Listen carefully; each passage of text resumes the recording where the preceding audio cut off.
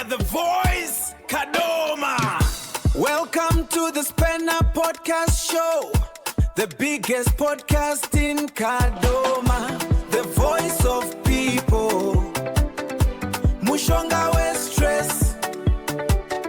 Follow to our podcast.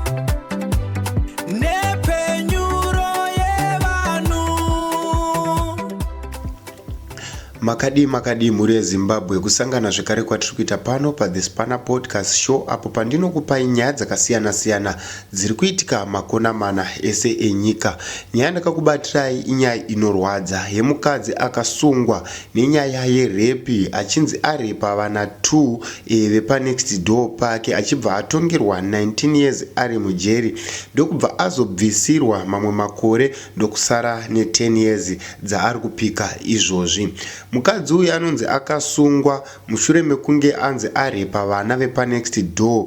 Varidzi vevana ava mai vacho vaishanda nemurume wemukadzi uyu yekubasa kwavaishanda, asi zvinonzi murume uyu aisagara pamba apa, aigara kubasa achiita zvekuuya apo neapo.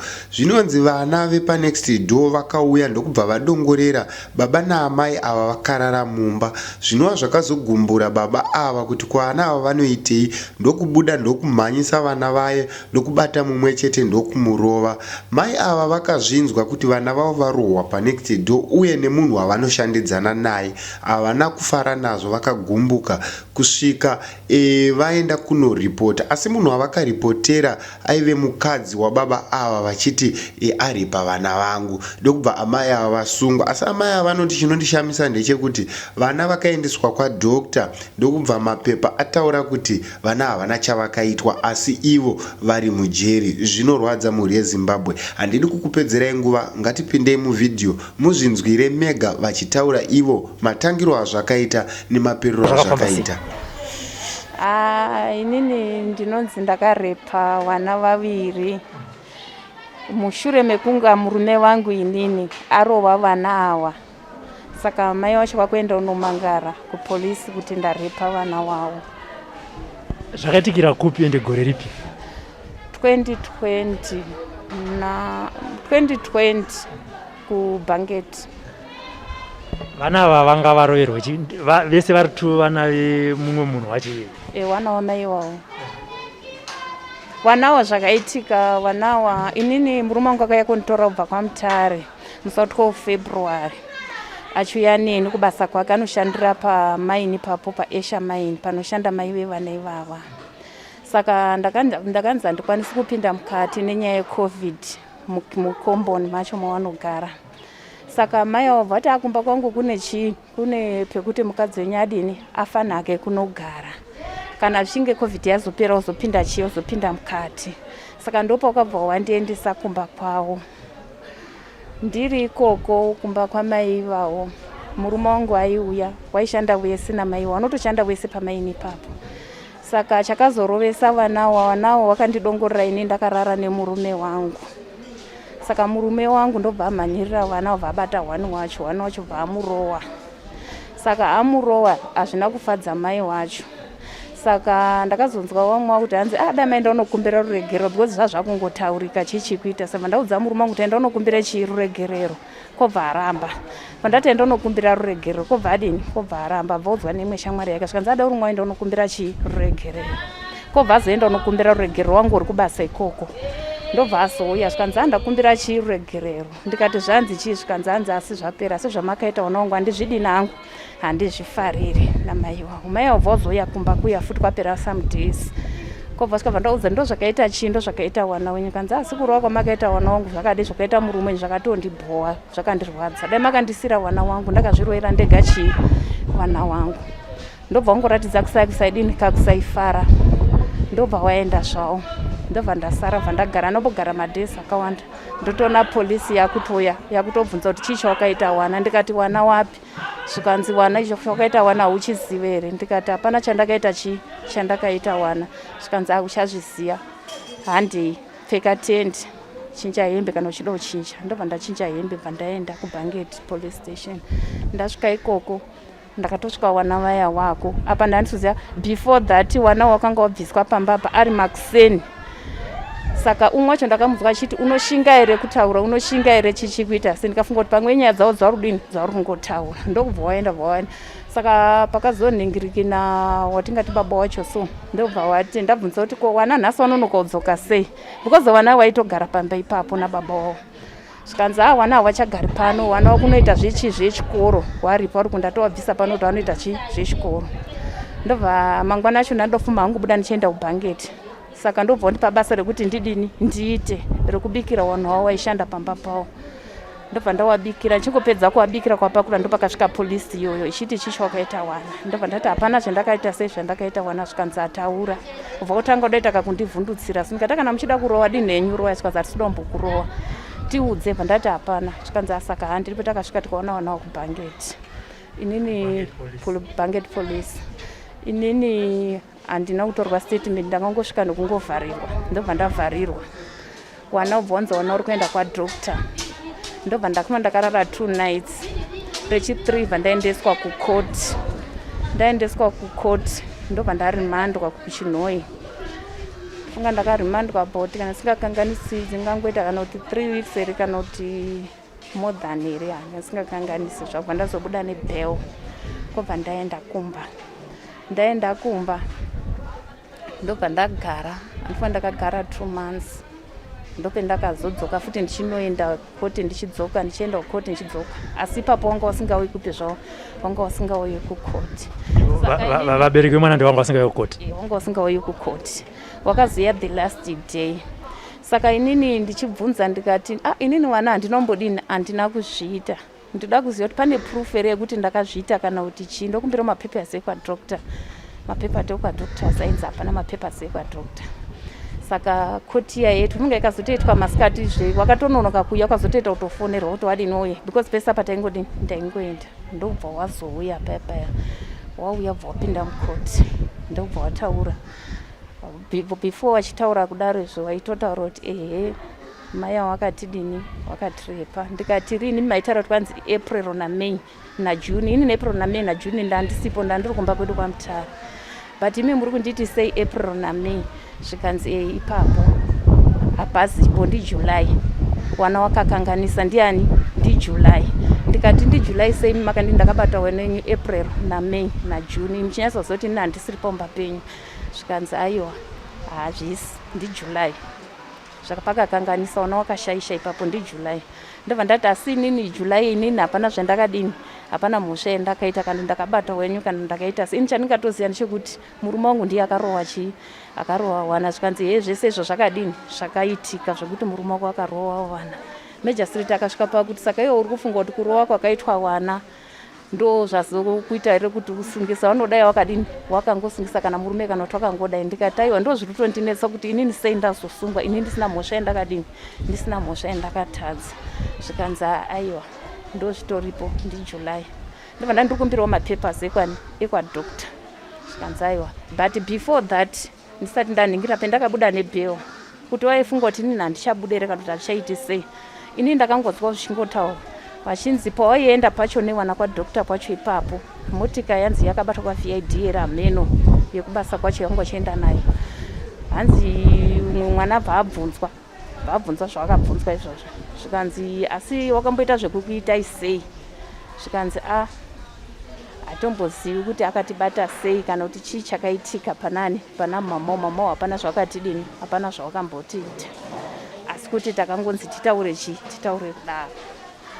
Ndobva ndanyarara hangu, but izvozvo kukoti handinokwanisawo zvidini, handinokwanisawo zvitaura kukoti. Ndobva ndanyarara, ndandikumbira mapepasi ekwa, but mapepa ekudhokta ndakazotoita ekutopuhwa, wakutovhara dhoo, wakutongobuda, wakudini, wakuenda. Saka inini nyaya inondinetsa ndeyekuti vari kuti ndakarepa wana, but iye chiremba achiti vana havana kurepwa sei. Iyo mapepasi acho ndinawo. Vana vane makore mangani? Ane 14. Anga ine 14 years. Ne11. Saka muri kuti imimi mapepa ekwadhokta munotori nawo kutaura kwadhokta nawo? Kana muchida kuti nditonotora ndinotora, ariko kubasa kwangu. Mapepa aya ari kutaura kuti vana havana kurepwa? Havana kurepwa, ndizvari kutaura mapepa zacho. Saka makatongerwa kugara makore mangani? Ndakapiwa 19 years. Ndobva mabvisiro mangani? ndakapuhwa 19 years kukoti ndobva ndabvisiwa 5 kujeri pandoya ndine 14 pa14 ipapo ndobva ndabvisiwa ndasara ne10.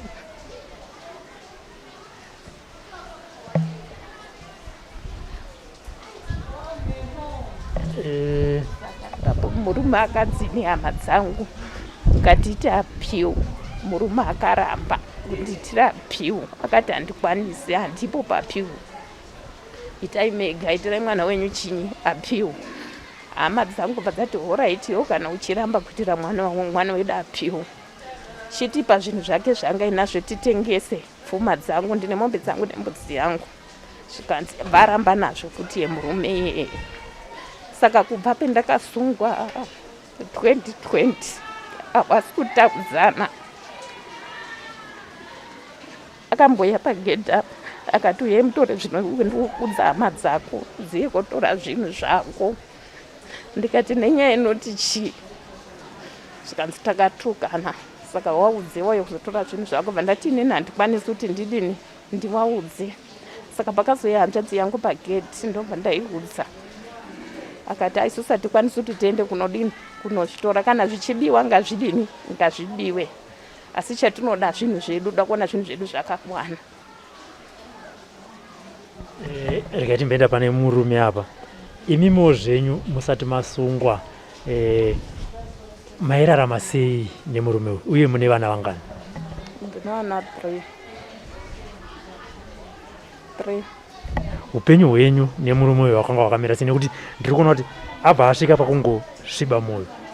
Makanga mine matambudziko amaimbosangana nawo here muchibva makoti semadzimai munongoti pedzera mati ndakugarira vana vangu, kana kuti zvino zvandakura ndichaendepi kuti ndinoita se ndinowana mumwe murume achaita se achandiroora? Toda kuti tizive ukama hwenyu nemurume uyu kuti hwanga hwakamira sei, nekuti chinhu chinoshamisa kuti murume abva angosvika pakuti kana here apiwa ichaimika. Apiwa ipapo ndo panondinetsa kuti sei iye akaramba, asi kugara kwendaiita ndaigara zvangu, but zvanga zvakangooma, zvakaoma because ndakambozhingirira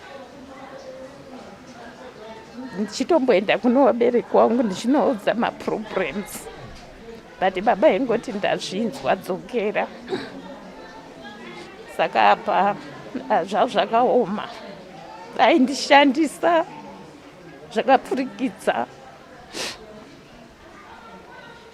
zvoti mvura yese kunai kwairi kuita ukubve konzi yakazonzi hama dzangu dzizokutengatira bhiyo, hanzi uri kushaya mari here kana kuti chii? Akati handipo mari yacho handina, but iyo kubasa kwavanotopuhwa mari iri nane inotoverengeka, plus ini naye ndakarurana naye asina kana mombe yanga inaye, but tatane mombe dzinosvika kuma13-14, but akanzi chitengesa, but akaramba. Yangu chaiyo inini yekuzvitira akaramba, mbudzi dzangu dzadziri 7 akaramba. Akati zvaningeta kutengesa property yako, kutaura zvangu inini kwete zvekusanganisira izvozvo zvendinoshandisa mumba, ndozvanga kuti ndotengesa masofa nekitchen unit nezvimwe zvacho. Masungwa imimi muri murume nemukadzi muri mumba, pamakambopiwa bheo paya maitaura nyaya dzekuti chii? Makatarisana nenyaya iyoyi, pane here zvamunozoti mukatanga mukadzokera kumashure nhasi munobva mafunga kuti murume uyu zvechokwadi tunhu twaaita kauto akanga ada kuti ini nditese ndiende kujeri? Aingotaura chachitanzi unopedzerana nehama dzako, ati unopedzerana nehama dzako.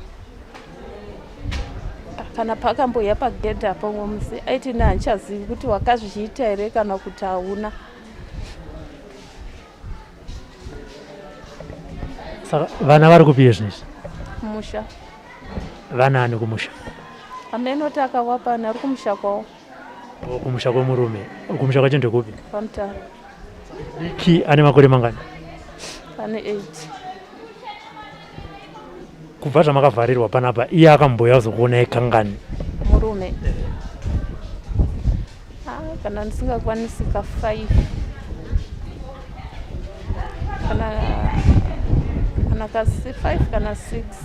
Saka ipapo maitaura nyaya dzekuti chii kana achinge achindisira zvinhu pagedha zvamunoshandisa? asi mushure mekunge anisana naudzwa nehanzvadzi yangu zenda unoona mukadzi wako kujeri because pawakatukana ipapo wakatodzana mashoko chaiwo.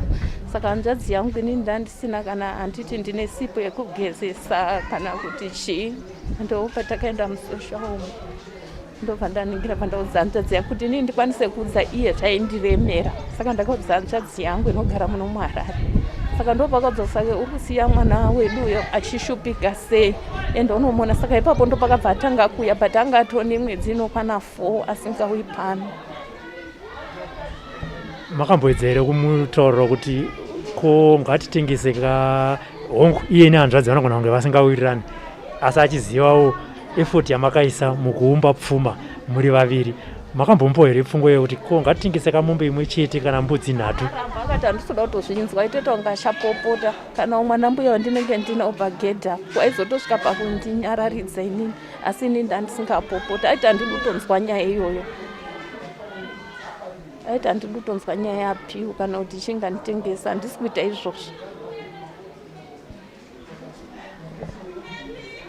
Saka muzukuru, help yauda kuti tikubatsire nayo nevamwe vari panze apa ndeyekuti iwewe ndiwe uri muno woti mazana aungatipe kuti tiasanganise neatinenge tinawo ndeapi? Nini ndakumbira kuti kana dai zvaita hazvo zvoongororwa futi, iyo nyaya inyatsa kutreswa zvakanaka, inyatsa kuongororwa ichitreswa nekundibatsirawo nekuita appeal because iye wacho akaramba. Asi hama dzangu dzaimboti dziri kuita but kubva pandasiye kusvika izvezvi hapana zvavanondiudza kana kuti chii. Vakauya kwavhunza vanongoti zviri kuita but hawatauri kuti zvapapi kana kuti zvazoita sei. Vanongoti roya ndiyo riripo chete but hapana chauri kundiupdate. Tinovimba kuti zvichida pane imwe paperwork inogona kunge ichiita ichiitwa isusu unozwa kana uri mukati kaunenge kuti zvinhu zvibva zvakurumidza kuti asi zvibva zvaita ipapo but zvimwe zvacho zvinogona kunge zvine process yavanenge vachiita. Tine chivimbo chekuti vane zvavari kuita.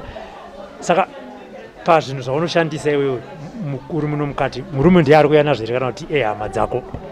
Hama dzangu dzinouya futi, dzinouya dzichindoona. Hanzvadzi yangu ndiyo inouya ichindoona, inogara pamanyama.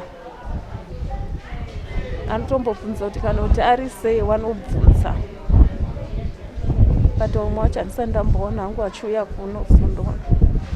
Kumba kwaigara lave nemurume kwawakakumbirwa kuti ugare kana kuti vanga vasimo zvichida vamwe vanhu havaitodanana vachida kuwana way out nekuti iwewo uita sei kubva?